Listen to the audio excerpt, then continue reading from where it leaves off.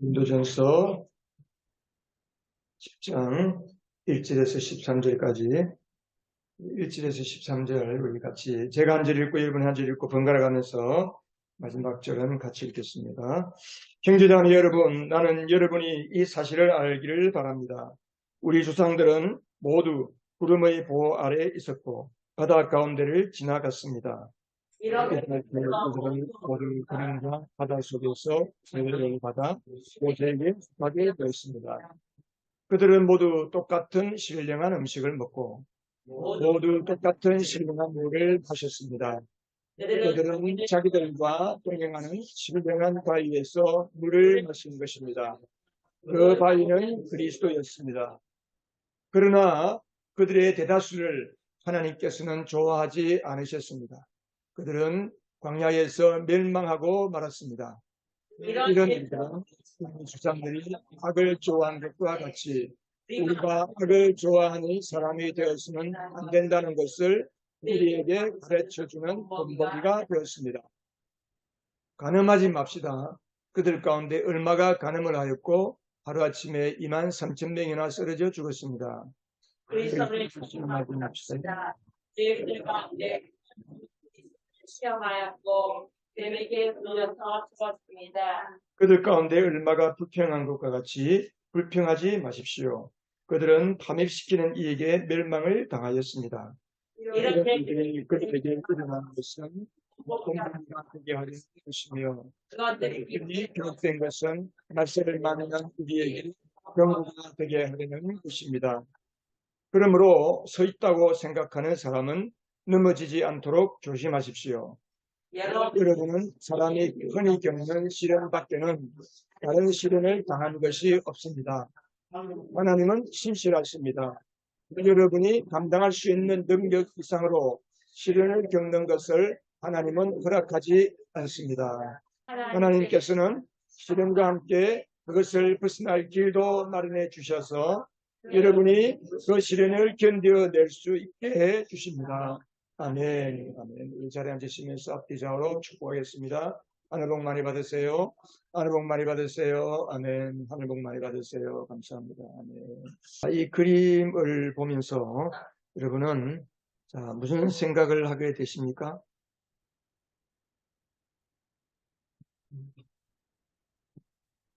하늘에서 지금 비가 내리고 있죠. 우박이 떨어지고 있습니다. 여러분은 어떤 쪽에 속해 있는 사람입니까?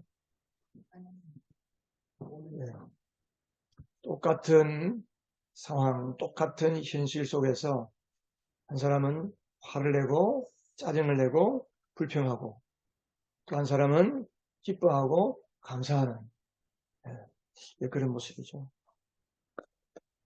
우리의 삶에는 많은 문제, 많은 시련, 인생 자체가 문제 속에서 사는 인생이라 할 수 있습니다. 늘 불평하고 걱정하고 근심하고 환경에 대해서 불만스러운 사람은 어떤 일을 만나도 항상 불만스럽습니다. 여러분 어떤 사람 되기를 원하십니까? 감사의 사람 되기 원하시죠? 네. 여러분 감사하면 감사의 인생이 펼쳐집니다. 근데 바울이 지금 9장까지 그때는 1장, 2장 구분해서 쓴 게 아닙니다. 원래 성경은 장과 절이 없습니다. 그냥 쭉 이어진 거예요. 그러니까 우리가 하루에 한 장씩, 두 장씩 이렇게 읽는 것보다는 그냥 책 한 권 자체를 읽는 게 고린도전서, 고린도후서 이렇게 통째로 읽는 게 좋습니다. 어쨌든 바울이 이렇게 이제 편지를 쓰다 보니까 갑자기 출애굽기에 있는 이스라엘 백성의 생각이 났습니다. 출애굽했던 이스라엘의 멸망당한 이야기가 생각이 났습니다. 성령께서 그것을 떠오르게 하신 거죠. 왜? 지금 고린도 교회의 모습이 출애굽했던 이스라엘 백성들이 살았던 삶의 모습하고 비슷한 거예요. 그것과 오버랩이 되는 겁니다. 그래서 바울이 갑자기 출애굽했던 이스라엘 백성들이 멸망당한 그 이야기를 끄집어내고 있습니다. 출애굽 이스라엘 백성들이 멸망당한 이야기가 고린도 교인들에게 거울이 된다. 거울이 된다. 오늘 여러분 10장에 보면 본보기가 된다. 이런 일들이 너에게 본보기가 된다. 두 번씩이나 바울이 이야기하고 있습니다. 우리가 따르거나 본받지 말아야 할 그러한 본보기, 따르거나 본받지 말아야 할 본보기를 뭐라고 그러죠? 반면교사라, 반면교사. 들어보셨어요? 반면교사? 오늘날 편지를, 한국 사람이 편지를 썼다면 그랬을 거예요. 이런 일들은 우리를 가르쳐주는 반면교사가 되었습니다. 라고 썼을 겁니다.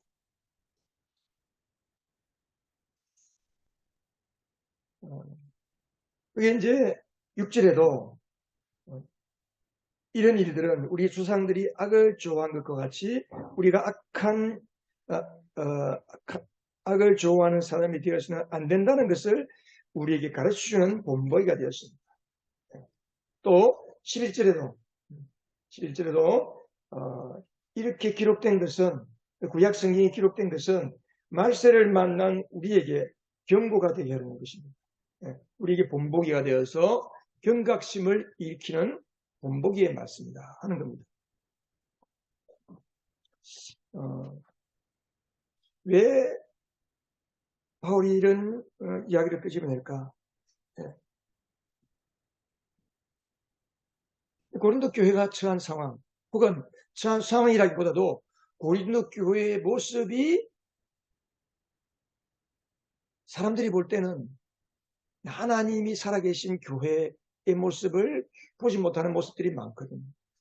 우리가 그동안 쭉 봤듯이 그들은 서로 패가 나눠져서 싸우고 다투고 간음하고 서로 법에다가 소송하고 세상에서도 일어나지 않는 일들이 교회 안에서도 일어났기 때문에 지금 바울이 성령께서 그 출애굽할 때 이스라엘 백성들이 멸망당한 이야기를 지금 하고 있는 겁니다.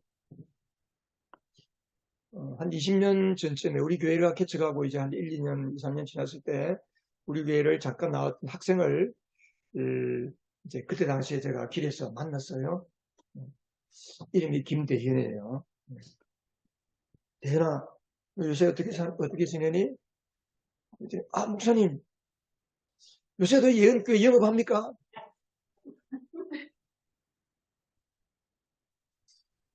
왜 그 아이가 그리고 이제 요즘도 그렇죠. 애들이 교회 가자 그러면 교회 끊었어요. 그런 말을 여러분 들어보셨죠? 교회 끊었다. 학원 끊었다. 교회 끊었다. 이게 뭐예요? 교회를 살아계신 하나님이 그들이 교회를 나오면서 살아계신 하나님의 일하시는 것을 경험하지 못하고 그냥 어떤 하나의 종교단체 이렇게 생각한 거예요. 고린도 교회도 마찬가지.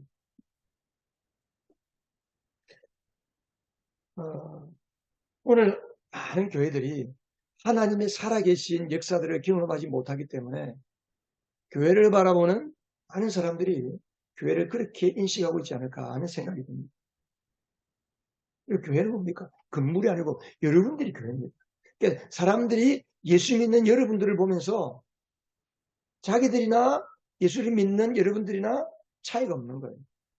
그러니까 교회를 그냥 하나의 종교 단체 그렇게 보는 거예요. 이게 보면 10장 1절부터 쭉 보면은 특별히 이제 10장 5절에 보면 이스라엘 백성들 출애굽에서 광야를 지나간 이스라엘 백성들이 멸망당했다. 그랬죠. 멸망당했다.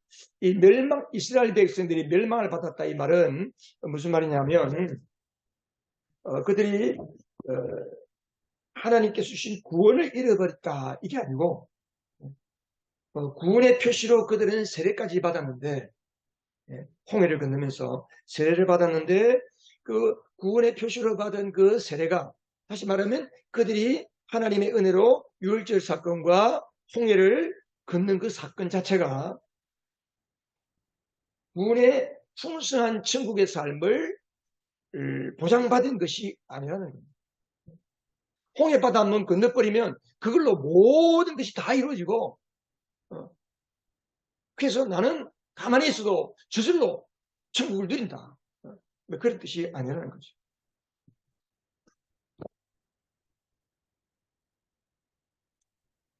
이 다른 말로 하면 예수 믿는 사람이, 이제 이스라엘 백성들도 그랬는데, 이스라엘 백성들이 홍해를 건너고 가나안 땅에 거의 지금 그러니까 홍해를 건너고 2달 만에 시내산 앞에 모여서, 시내산 큰 광야에 한 200~300만 명이 모여서 1년 정도 머무르다가 이제 가나안 땅으로 들어갑니다. 그럼 기껏해야 1~2달만 하면 가나안 땅에 들어갈 수 있습니다. 그런데 1~2달 만에 갈 수 있는 그 길을 그들은 40년 동안 걸렸습니다. 그리고 40년이 걸려도 그 세대가 다 죽었습니다. 그 세대는 들어가지 못하고 그 다음 세대가 들어갔습니다. 왜 그랬습니까? 우리 예수 믿는 사람도 마찬가지입니다. 우리가 예수를 믿고 하나님 앞에서 구원의 은혜를 받았습니다. 하늘에 속한 모든 신령한 복으로 하나님이 우리에게 복을 주셨습니다. 이스라엘 백성들이 홍해를 건너서 구원받은 거하고 예수님을 믿고 우리가 구원받은 거하고는 차원이 다른, 차원이 달라. 차원. 같은 구원이지만은. 근데 우리가 예수를 믿고 평생을 고생하다가 그냥 죽었다. 얼마나 인생이 불쌍할까? 지금 바울이 고린도 교회를 보면서 이제 그런 마음이 있는 겁니다. 고린도 성도들이 볼 때, 저들이 예수를 믿었는데 평생을 그냥 믿는 거 안 믿는 거 별 차이 없이 세상 속에서 고생하면서 목사기 힘들고 어렵고, 그래서 바울 마음속에 참 불쌍한 생각이 들지 않았나, 이런 생각이 듭니다. 우리의 신앙의 기초가 부실하면 오늘 고린도전서 있는 것처럼 이스라엘 백성들이 광야에서 멸망한 것처럼, 또 거기에 12절에 서 있다고 생각하는 사람은 넘어지지 않도록 조심하십시오. 그들이 오늘날 말하면 예수를 믿다가 넘어진 겁니다. 시험에 미끄러진 겁니다. 예수님께서도 마태복음 7장에서 그랬어요. 나더러 주여 주여 하는 자마다 천국에 다 들어가는 것이 아니라 내 말을 듣고 행하는 사람. 여러분, 믿음이라는 것은 마음의 생각이 아니고 믿음은 반드시 행동으로 나오게 되어 있거든요.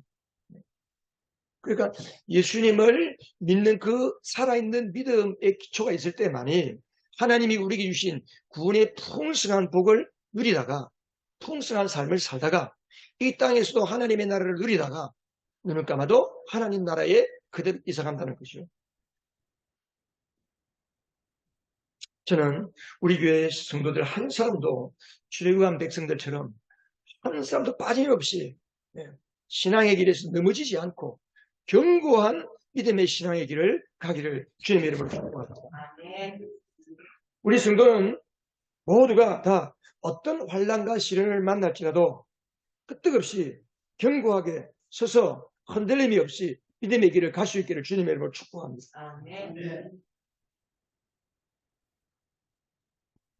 우리가 받은 이 구원은 에베소서 1장에 있는 것처럼 하늘에 속한 모든 신령한 복으로 복 받았습니다. 우리 구원이라는 그런 거예요.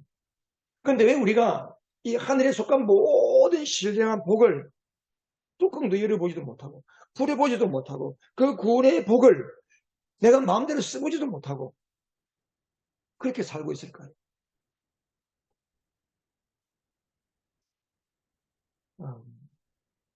우리가 그냥 늘 믿음의 길에서 미끄러지기 때문에, 믿음의 길에서 미끄러지기 때문에. 예수님께서 요한복음 10장 10절에 보면 예수님이 오신 이유가 뭡니까? 생명을 얻게 하고, 다시 말하면 하나님의 구원을 얻게 하고, 두 번째, 그것을 더 넘치게, 우리가 받은 구원을 넘치게 해주신다. 풍성하게 해주신다.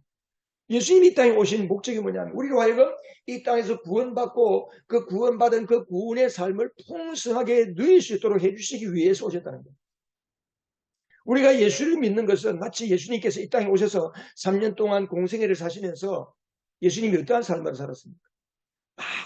많은 죄인들을 구원하고 약한 자를 고쳐주시고 병든 자를 치료하시고 죽은 자를 살리시고 물고기 2마리와 벌떡 5개를 가지고 가난한 많은 3일 동안 먹지 못하고 굶주린 그들을 다 먹여주시고 이런 어마어마한 풍성한 구원의 삶, 기적의 삶, 은혜의 삶을 예수님은 3년 동안 사시다가 가셨거든요. 예수님 자신이 그 풍성하고 기적을 누린 게 아니고 예수님 안에 있는 하나님의 생명을 가지고 예수님 주변에 있는 사람들에게 나누어주고 베풀어 주면서 내 주변을 풍성한 구원의 삶으로 변화시켰던 사람입니다. 우리가 예수님의 구원을 받고 하나님의 생명을 가지고 산다는 것은 나 혼자 잘 먹고 잘 사는 게 아니고 하나님의 생명을 가지고 나뿐이 아니라 내게 속한 내 주변을 그렇게 풍성하게 만들 수 있는 그런 삶이라는 거예요. 그게 하나님이 우리에게 주신 구원입니다. 하늘에 속한 모든 신령한 복으로 복 주신 것 가지고 우리가 뭐 하겠습니까?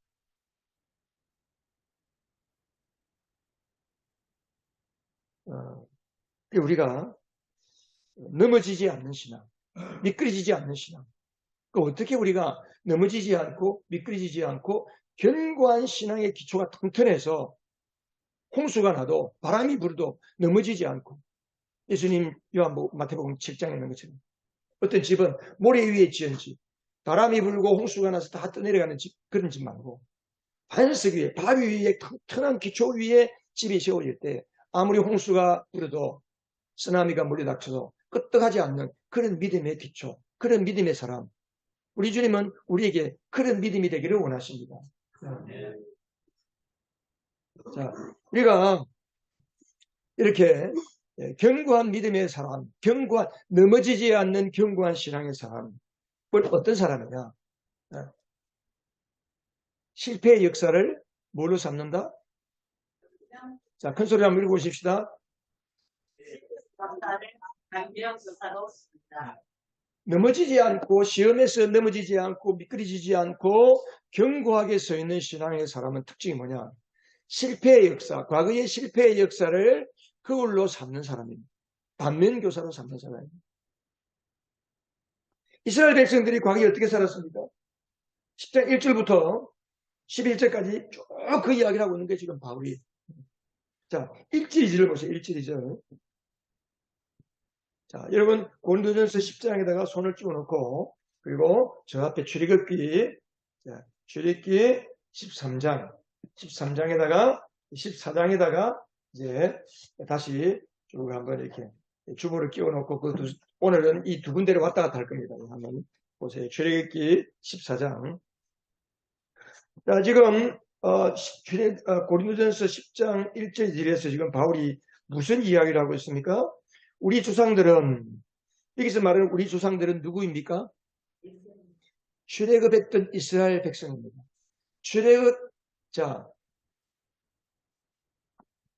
출애굽이 무슨 말이에요? 가끔 이 말 자체를 모르는 분들이 있어요. 출애굽이 무슨 말입니까? 네, 애굽에서 나왔다는 이야기예요. 네. 나는 평소에 우리는 예수 믿는 사람 늘 쓰기 때문에 출애굽 이야기하는데 교회를 처음 나오고 예수를 처음 믿는 사람은 출애굽은 그게 무슨 말인지 몰라요. 이집트. 요즘 이집트, 애굽이라고 이집트. 그러니까 이집트를 탈출해 나왔다는 거예요. 구원받았다는 거죠.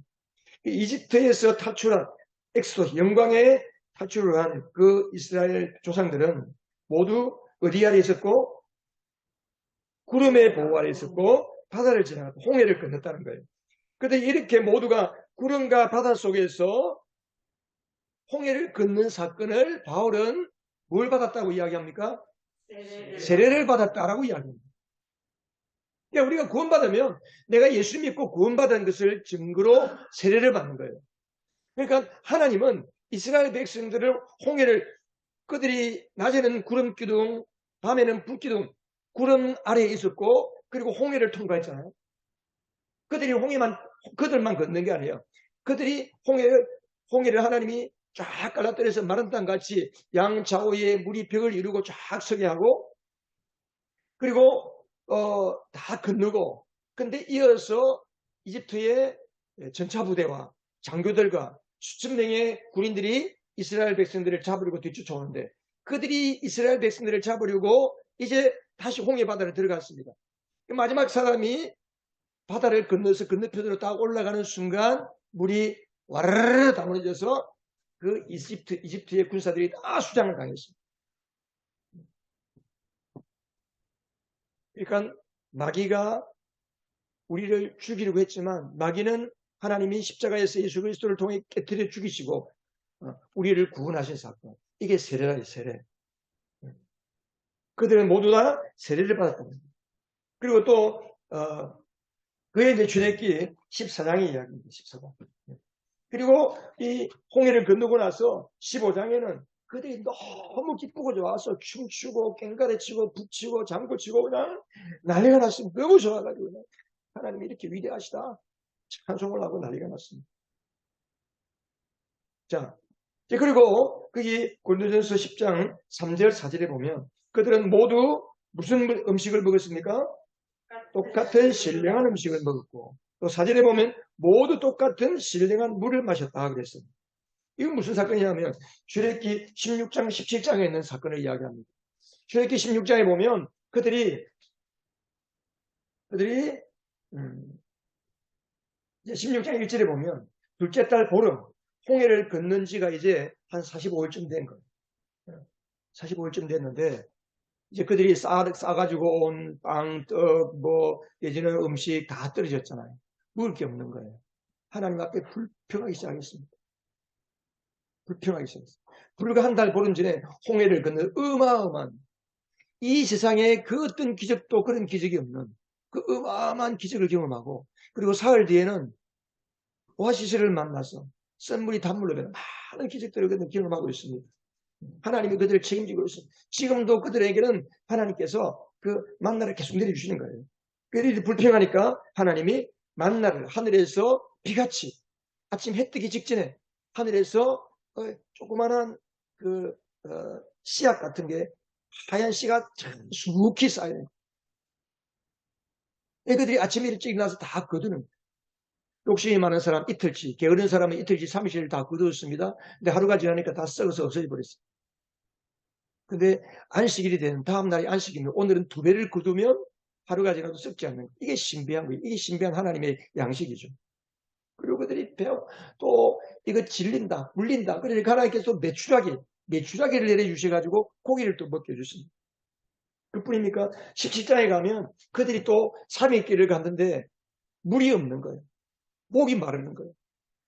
하나님께서 큰 바위, 호렙산의 큰 바위를, 모세의 지팡이를 쳐서 깨뜨리게 해주시잖아요. 거기서 또 물이 콸콸콸콸 나와가지고 그들이 약 250만 명의 사람들, 그리고 그들이 가지고 데리고 나왔던 모든 가축대, 짐승들이 다 마시고도 남는 물을 하나님이 공급해 주셨습니다.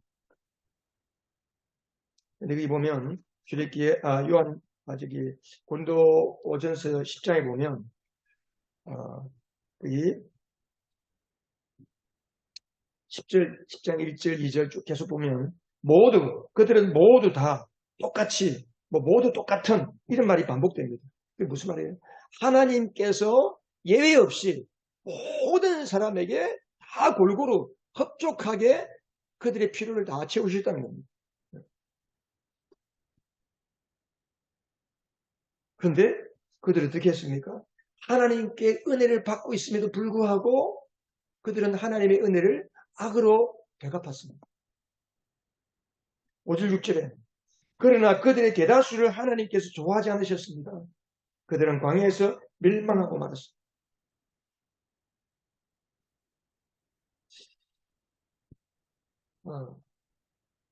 그래서 바울이 이런 과거의 이스라엘 백성들, 우리의 조상들이 멸망한 사건을 그걸로 삼아라.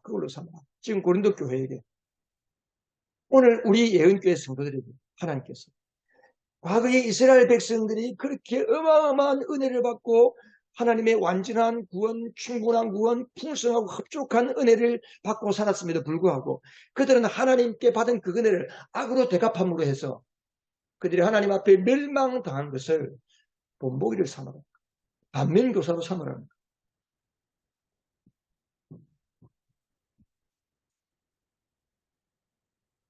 우리가 내게 있었던 과거의 어떤 사건뿐만 아니고 다른 사람의 신앙생활 속에서 넘어지고 실패하고 하나님을 떠나서 비참하게 되어버린 많은 사람들이 많습니다.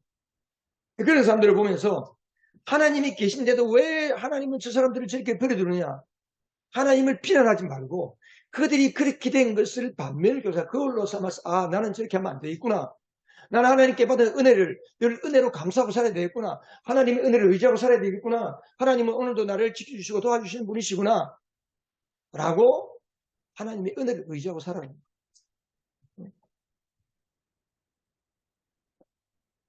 이게 바로 우리가 이 땅에 살 때 우리가 피할 수 없는 문제가 환란이잖아요. 어려움이잖아요. 우리가 살아가는 동안에 역경과 어려움은 항상 있습니다.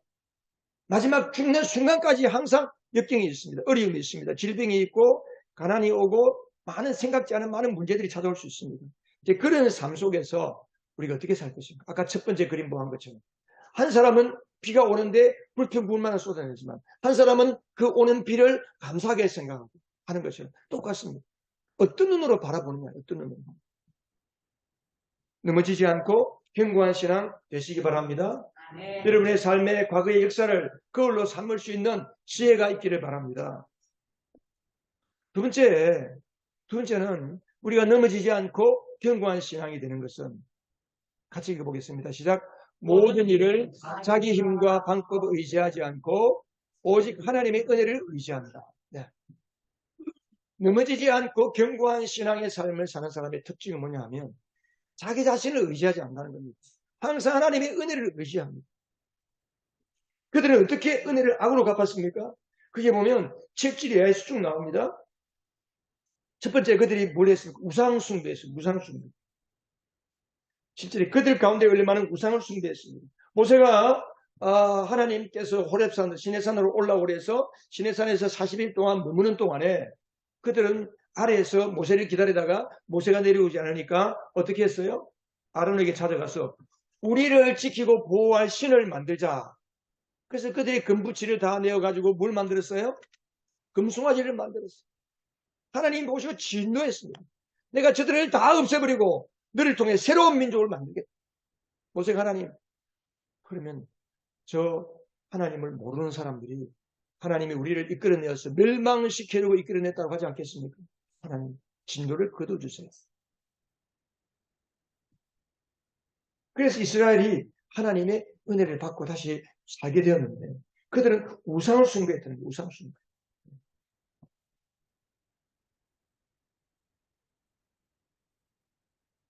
그리고 우상이 뭡니까? 우상.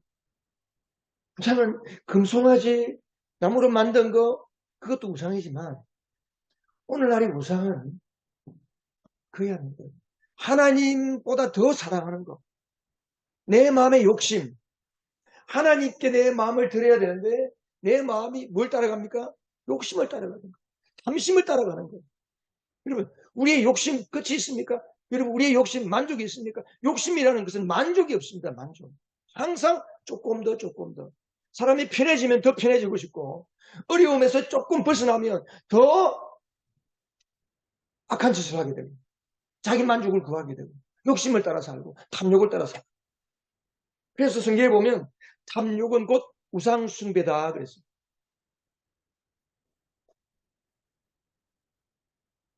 왜 탐욕을 부립니까? 왜 욕심이 일어나죠?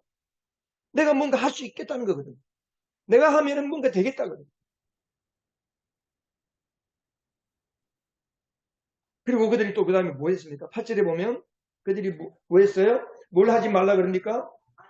네, 바울이 고린도 성도들에게 여러분 가늠하지 맙시다. 가늠하지 맙시다. 민수기 22장부터 25장까지 보면 이스라엘 백성들이 가늠하는 사건이 나오는데 모압 왕, 이제 가나안 땅을 들어가기 저 위쪽 이제 갈릴리 그 건너편 쪽으로 모압 지경이 있는데 그 모압 부근으로 이스라엘 백성들이 이제 지나가니까 모압 왕이 두려움을 느꼈습니다. 아, 이스라엘 백성들 지나가는 곳마다 다 쑥대밭이 되는데 혹시 저들이 우리를 침략할 거 아닌가? 그래서 모압 왕이 발람이라고 하는 우상의 제사장을 불러가지고 이스라엘을 저주하라고 그랬습니다. 그 저주만 하는 게 아니고 모압 왕이 또 그들의 신전의식, 그들이 우상에다가 이제 우상 앞에 제사를 지내면서 그 우상의 과거의 고대, 뭐 지금도 그런 게 있지만 우상 앞에 제사를 드릴 때는 그들이 무슨 행사를 합니까? 그 우상 앞에서 여자들이 음란한 짓을 하는 거예요. 그러니까 그 음란한 짓을 하면서 그 자리에 누구를 초대했냐 하면 이스라엘 백성 남자들을 다 초대했어요. 그러니까 거기 미혹되어 간 남자들이 그곳에서 집단 간음하는 사건이 일어났어요. 하나님이 진노했습니다. 그래서 그 사건 때문에 그들은 어떻게 됐어요? 하루에 얼마가 죽었어요? 23,000명이나 연병이 걸려서 죽고 말았습니다. 구절에 또 무슨 일이 있습니까? 구절에 그리스도를 시험하지 맙시다. 하나님을 시험했다는 거예요. 그래서 그들이 불뱀에 물려 죽는 사건이 생깁니다. 하나님은 매일마다 만나를 내려주시고 또 때때로 메추라기를 보내서 고기를 먹게 하시고 그리고 우리가 신명기를 요즘 읽고 있지만 모세가 그 40년 동안 과거를 회상하면서 여러분들이 40년 동안 지나갔지만 신발 하나 부러뜨지 않고 옷 하나 헤어지지 않게 하나님 우리를 지켜주셨습니다. 라고 말씀합니다. 그런데 그들이 우리 만나 이제 실증 난다. 입에서 냄새 난다. 꼴도 보기 싫다. 그렇게 불평한 겁니다. 하나님 앞에 그렇게 원망하고 불평하니까 너무 모세가 힘든 거예요.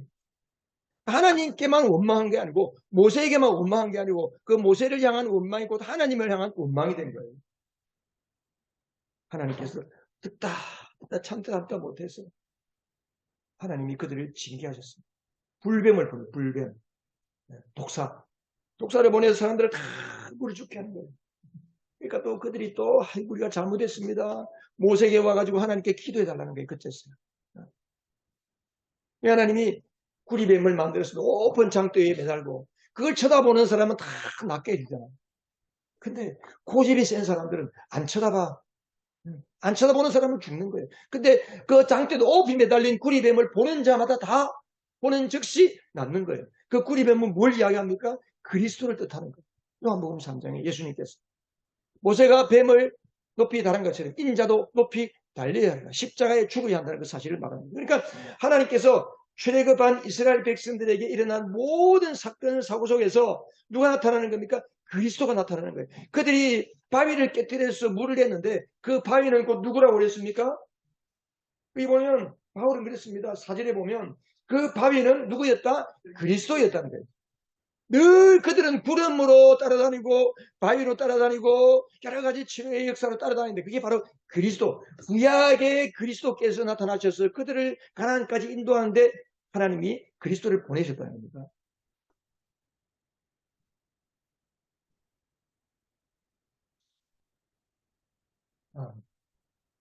그러니까 사람들이 하나님 앞에서 먹고 살기 힘들다고 예수 믿는 거 힘들다고 불평하고 짜증내는 거 이거 하나님이 너무너무 안 좋게 보십니다. 그것은 곧 하나님을 시험하는 거랍니다. 하나님이 계신가 안 계신가 이걸 시험하는 거랍니다. 여러분 우리가 하나님 앞에서 신앙생활하기 어렵죠. 여러분 불평하죠. 하나님을 향해서 불평하고 예수 믿는 거 너무 힘들다. 교회가 작아서 예수 믿기 힘들다. 여러분 그런 말 하지 마세요. 하나님이 다 들으시고 그거는 하나님의 마음을 칼로 굽이 펴는 거예요. 먹고 살기도 힘든데 어떻게 우리가 교회를 하나? 과거 이스라엘 백성들이 오늘날로 말하면 그렇게 살았다는 거예요. 그래서 그들은 하나님이 불뱀을 보내가지고 다 물어 죽게 만드는 거예요.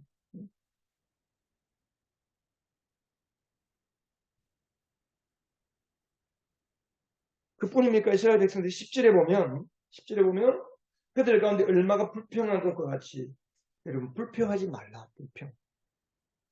이스라엘 백성들이 나와가지고 광야에서 생활하는 이스라엘 백성들의 가장 큰 특징은 원망과 불평, 원망과 불평. 그들은 끊임없이 불평해서 끊임없이. 일만 만나면 불평하고, 조그만 어려움이 생기면 모세를 원망하고, 물이 없다고 그냥 모세를 향해 돌을 던져서 모세를 죽이려고 돌을 던지려고 하는 그런, 그냥 하나님의 은혜를 악으로 갚는 그런 존재들이었어요. 우리는 어떨까요? 여러분, 불평은 하나님을 향해서 돌을 던지는 겁니다. 사람을 향해 불평하고 원망하는 거, 내가 힘들다, 내 상황이 힘들다, 어렵다. 물론 우리 어렵습니다. 힘듭니다. 그래, 어쩌다가 내가 불평하고, 그게 아니고, 습관이에요, 습관. 여러분, 불평은 습관입니다. 원망하는 거 습관이에요. 남 탓하는 거 습관입니다. 걱정, 근심하는 거.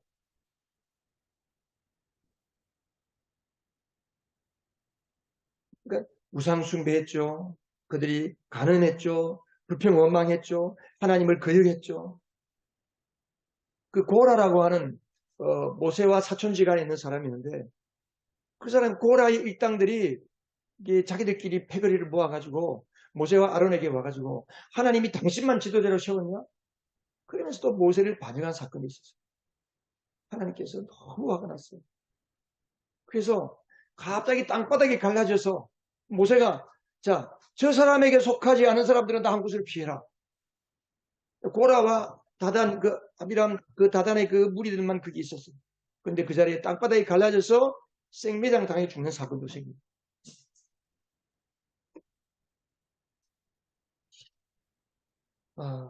여기 이스라엘 백성의 특징이 뭡니까?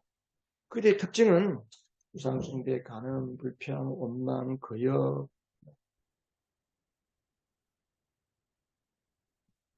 이 한마디로 말하면 뭡니까 이게? 하나님을 못 믿었다는 겁니다. 늘 하나님의 보호 아래 있음에도 불구하고 그 하나님이 은혜를 받고 삶에도 불구하고 내가 받고 사는 이것이 내 힘으로 사는 줄 착각한 거예요. 하나님의 은혜인 줄 모르고 산 거예요. 그러니까 하나님을 불신앙하는 거예요. 그러니까 하나님을 예배할 수도 없어요. 하나님 이름을 부를 수도 없죠. 기도할 수도 없는 거예요. 여러분, 그들이 어려움을 겪고 문제가 생기면 여러분 같으면 어떻게 하겠습니까? 여러분들이 만일에 이스라엘 백성들처럼 홍해를 건너고 그렇게 1년, 6개월 내지 1년 동안 하나님의 그 어마어마한 기적을 경험했다면 문제가 생기면 여러분은 뭐 하시겠습니까? 어려움이 생기면 여러분 뭐 하시겠습니까? 불평하겠습니까? 원망하겠습니까? 여러분 같으면 뭐 하시겠어요? 기도하죠, 기도. 하나님을 찾을 거 아닙니까? 하나님 이런 어려움이 있습니다. 내게 이런 문제가 생겼습니다. 내게 질병이 생겼습니다. 하나님 어떻게 할까요? 기도하죠, 기도. 우리가 그러니까 예수 믿는 사람에게 가장 그 축복은 기도하는 겁니다, 기도. 기도가 없는 순간 우리는 뭐 할까요? 바로 불평 나옵니다. 기도가 끊기는 순간 바로 원망 나오고 불평 나오고 우상숭배하고 탐욕을 따라가고 자기 욕심 따라가게 되는 거예요. 그래서 바울이 뭐라고 그랬어요? 쉬지 말고 기도하라. 쉬지 말고 기도하라. 길을 갈 때도 기도하는 거예요. 잠을 잘 때도 기도하는 거예요. 근데 사실 따지고 보면 상황이 여러분 보세요. 먹을 게 없어요 지금. 사흘 동안 사막길을 갔는데 물 한 방울 없는 거예요. 아이들은 목이 말라 빽빽거리고 울죠. 징을거지고 쭉 늘어져 있죠. 짐승들은 다 죽어가고 쭉 늘어지가 있죠. 이러면 어떡하겠습니까? 모세를 향해서 그들이 원망했어요. 왜 우리를 에집트 땅에서 종살이 할 때 그냥 거기서는 우리가 먹고 싶은 대로 먹고 일할 수 있는데 왜 우리를 데리고 나와서 생고생 시키냐. 그러면서 그들이 불평했어요. 충분히 그렇게 할 수 있는 거 아닙니까? 보세요. 우리 뭐 남자들은 몰라 여자들 같은 경우는 엄마들 애가 물 한 방울 못 마셔 3일 동안 배가 고프고 먹을 게 없고 마실 게 없다. 다 죽어가고 있다. 당연히 불평하죠. 원망하죠.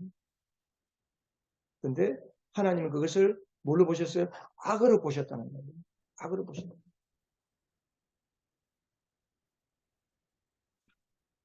하나님께서 그러면 또 그렇게 막 힘들어하면 하나님 또 주세요. 바위를 깨뜨려서 물도 주세요. 그러면 처음부터 아예 어려움이 오지 않게 해주시지. 왜 그냥 어려움이 크게 당하도록 한 다음에 해결해 주실까? 왜 그럴까요? 우리 짧은 소견에는 처음부터 어려움이 없이 처음부터 예수 믿고 나면 모든 일이 착착착 풀리고 모든 일이 잘 되면 얼마나 좋겠습니까? 여러분 그렇게 되고 싶죠? 예수 믿고 모든 게 다 잘 풀리면 좋겠죠?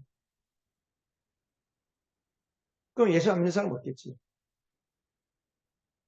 그렇다고 내가 신앙생활 안 하는 것도 아니에요. 근데 어려움이 찾아올 거예요. 옛사람의 근성, 죄의 근성, 욕심 따라 살던 것을 이것을 깨트리는 거예요. 깨어지. 여러분 예수를 믿고 나서 깨어짐을 경험하지 못하고 하나님 앞에 와장창 한번 깨어지지 못한 사람은 또 원망하고 또 불평하고 하나님 앞에 철저하게 나의 인생을 깨뜨리고 회개하고 나의 인생이 하나님 앞에 정말 나는 하나님 앞에 가능성이 있는 존재가 아니구나. 불가능한 존재구나. 하나님 내 힘으로는 살 수가 없습니다. 내 능력으로는 살 수가 없습니다. 내 지혜와 내 방법과 내 힘으로는 나는 살아갈 수 없는 존재입니다. 철저하게 하나님 앞에 깨어지고 자기의 무능함을 고백하고 완전한 죄인인 것을 전적인 죄인인 것을 고백하는 것. 하나님 그걸 원하십니다.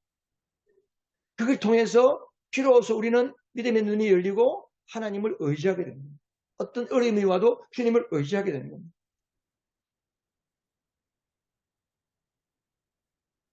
여러분들은 지금 어떻게 살고 계십니까?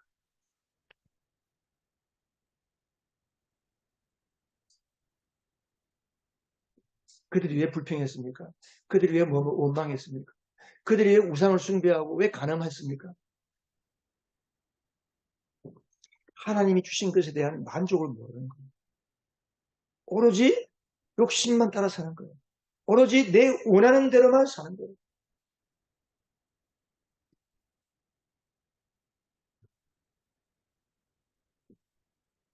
내가 나를 의지하고 사는 것을 가리켜서 내가 나를 의지하고 사는 순간 우리는 시험이 찾아옵니다. 어려움이 찾아옵니다. 우리 누구를 의지해야 됩니까?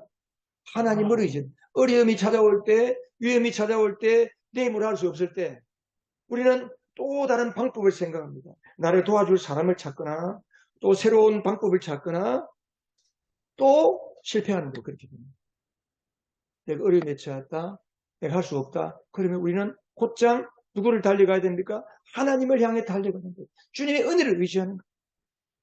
그래서 넘어지지 않는 견고한 신앙이 되려면 어떤 일을 만나든 무슨 어려움을 만나든 우리는 내 힘과 방법을 내려놓고 누구를 의지한다? 하나님을 의지하는 거예요. 하나님의 은혜를 의지하는 거예요. 마지막으로 넘어지지 않는 견고한 신앙은 어떤 사람인가? 하나님의 신실하심을 믿는 사람.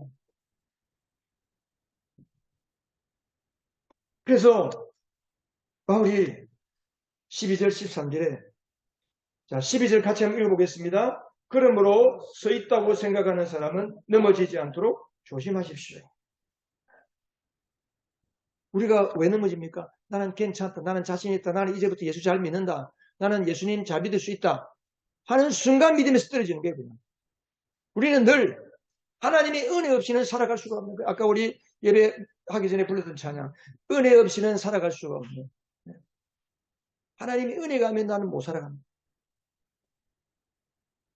13절에 그래서 바울은 그럽니다. 여러분은 자 13절 같이 한번 읽어보겠습니다. 시작. 여러분은 사람이 흔히 겪는 시련 밖에는 다른 시련을 당한 적이 없습니다. 하나님은 신실하십니다.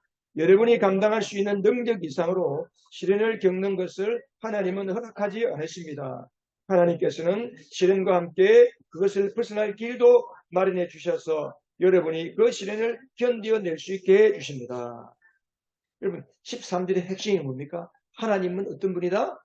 신실하시다는 거예요. 신실하시다.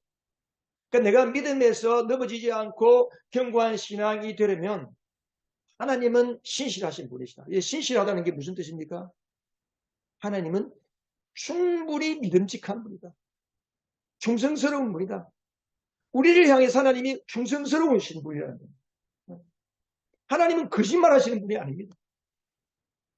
그래서 우리가 하나님을 신실하신 하나님으로 믿는 사람의 특징이 있습니다. 어떤 일을 만나도 하나님은 나를 버리지 않는다. 하나님은 신실하시다 하는 이 믿음을 가진 사람의 특징이 몇 가지가 있는데, 그게 뭐냐 하면, 첫 번째, 어려움이 찾아왔을 때 어때? 이것은 누구든지 찾아올 수 있는 어려움이구나. 내가 잘못해서 하나님이 나를 징계하거나 내가 죄를 지었다고 하나님이 나를 벌 주는 게 아니고, 어려움은 나에게도 찾아올 수 있구나. 여러분 교만하지 마시기 바랍니다. 섰다고 생각하지 마시기 바랍니다. 나는 괜찮다. 나는 이런 짓 안 할 거야. 나는 우상숭배 안 할 거야. 나는 가늠하지 않을 거야. 내게는 그런 거 없어. 여러분, 사람은 모르는 거예요. 이 시대가 얼마나 악합니까? 이 시대 문화 자체가 성적으로 타락한 문화예요. 우리 아이들 학교 가면, 대학 가면, 요즘 뭐 중고등학교 학생들 성적으로 얼마나 타락했는지. 교육 자체가 성적인 문화를 오염시키는 교육이잖아요.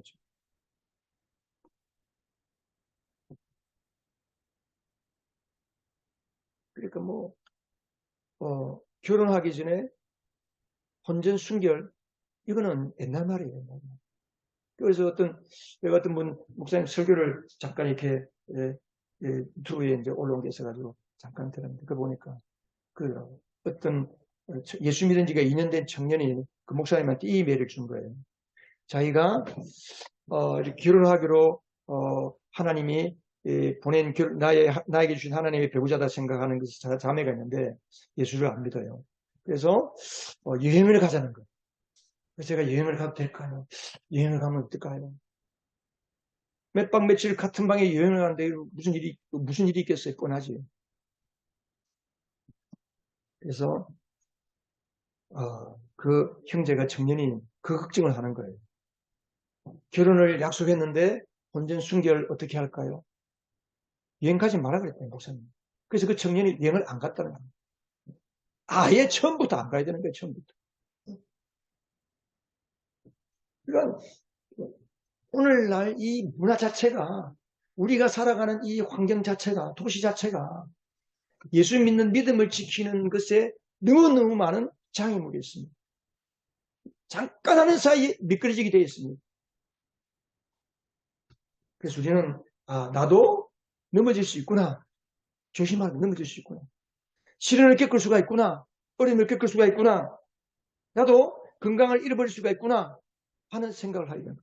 두 번째는, 하나님이 신실하시다는 것을 믿는 사람은, 하나님은 우리를 악하게 시험하는 분이 아니다. 악한 일로 이끌어 가시는 분이 아니다. 이 13절의 내용이 그거예요. 그리고 또 뭡니까? 세 번째는, 하나님은 우리가 아예 감당할 수 없는 시험은 아예 허락지도 않고, 우리가 시험을 당할 때에 하나님은 우리에게 뭘 주신다고요? 피할 길을 내어주신다. 피할 길을 내어주신다. 그래서 하나님이 신실하시다는 거예요. 그래서 그 신실하신 하나님을 의지하고 사는 사람은 시련이, 역경이 오면 어떻게 돼? 그 시련과 역경을 통해서 견딜 힘을 얻는 거예요. 믿음의 담력을 얻는 거예요. 믿음의 근육이 생기는, 영적인 근육이 생기는 거예요.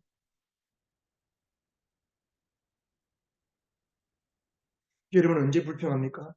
왜 넘어집니까? 그게 과연 어려움 때문에 넘어질까요? 내가 힘들기 때문에 내가 시험에 빠질까요? 문제가 있어서 내가 믿음의 길에서 미끄러질까요? 왜 이런 가정에 불화가 생기고 부부가 싸웁니까? 가난하기 때문에 싸울까요? 문제가 있어서 문제가 생길까요? 아니에요. 문제가 아니고 문제를 바라보는 그 사람이 문제입니다, 여러분. 문제를 바라보는 내가 문제예요. 내가 문제로 보기 때문에 그것이 나에게 문제가 되는 거예요. 우리 아까 그림 봤잖아요. 똑같은 비가 내리고 우박이 쏟아지는데 그 비와 우박을 문제로 보는 순간 우리는 뭐 하게 됩니까? 불평하고 짜증하고 시험에 넘어지는 거예요. 그러니까 문제가 아니고 문제를 바라보는 믿음의, 문제를 바라보는 눈, 시각. 근데 우리는 그 눈을, 무슨 눈을 가집니까? 하나님은 신실하시다. 하나님이 눈을 가지시기를 바랍니다. 아무리 문제가 생겨도 그 문제를 통해서 하나님이 해결하십니다. 여러분 보세요. 물이 없었잖아요. 다 지금 목이 마르잖아요. 3일 동안. 근데 하나님은 어떻게 했어요? 바위를 깨뜨려서 물을 내시잖아요. 뭡니까? 우리는 문제를 바라볼 때 저 문제 속에 누가 계신 것을 믿어야 돼요?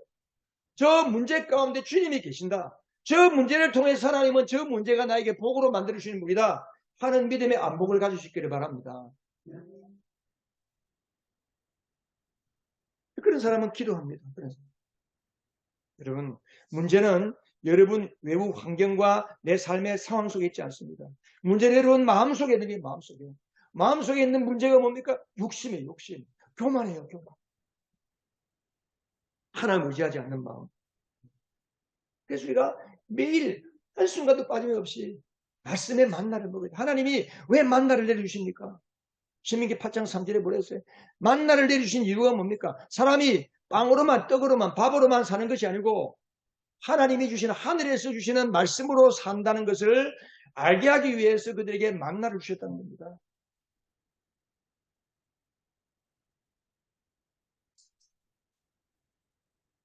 그래서 우리는 말씀과 기도, 그리고 성도의 영적인 교제, 서로 붙들어주지 않으면 금세 흐물어지는 거예요.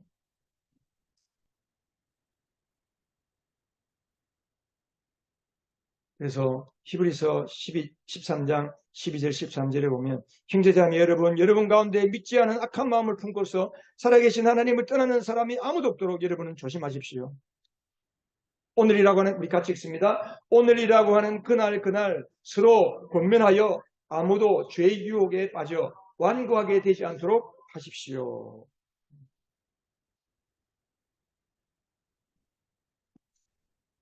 자, 우리 말씀 같이 한번 읽으면서 말씀을 마치겠습니다. 시작. 우리는 성령으로 살면서 풍성한 삶을 누리는 사람이다. 우리는 삶의 어떠한 어려운 문제와 어려움이 있어도 이겨낼 수 있는 믿음의 눈을 가진 사람이다. 우리는 어려움 뒤에 계시는 주님을 보는 사람이다. 아멘. 기도하겠습니다.